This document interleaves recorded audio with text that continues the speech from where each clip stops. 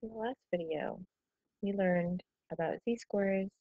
We left off right after we learned the formula for the z-score. So that's taking a given x value and turning it into a z-score, which tells you how many standard deviations it is from the mean, and also whether it's above or below the mean. It'll give you a distance in terms of standard deviations. So you can say x is so many standard deviations away from the mean.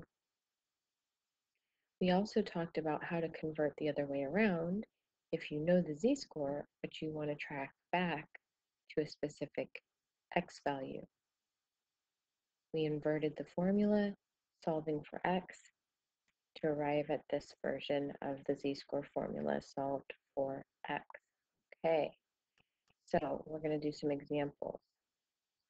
We're going to convert from an x value to a z-score first. So here's the formula, and here's the example. IQ scores have a mean of 100 and a standard deviation of 15. One adult has an IQ score of 133. What is the z-score?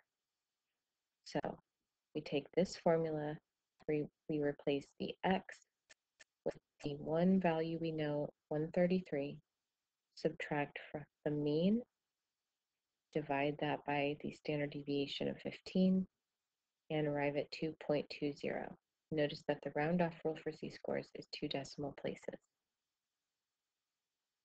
So this person's IQ is 2.2 standard deviations greater than the mean IQ score. And we know it's greater, obviously, because 133 is greater than 100, but also a z-score that is positive corresponds to an x value that is greater than the mean.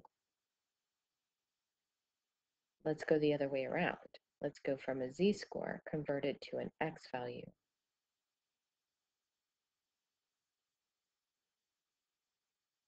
Same setup, IQ scores with a mean of 100 and a standard deviation of 15. One adult IQ score is 2.20 standard deviations above the mean. What was their IQ score?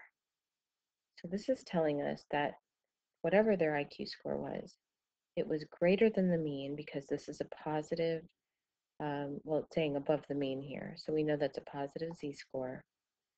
So we can find x by replacing the mean for 100 plus the standard deviation of 15. But how many times are we going to add 15 to the mean?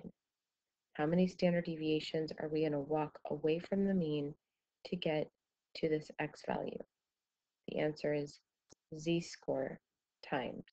The z tells us how many standard deviations to go. So we're going to do 2.20 times the standard deviation and add that to the mean. That will give us an IQ score of 133. Now let's try it.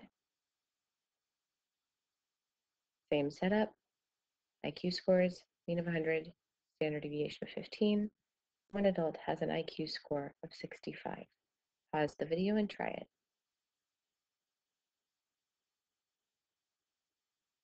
We're looking for the z-score because they gave us an IQ score.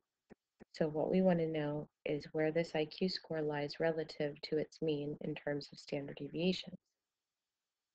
So the solution is to use the z-score formula, replacing the x with 65. So we end up with a negative z-score, negative 2.33. Notice that the IQ score is less than the mean of 100. So we were expecting to get a negative z-score.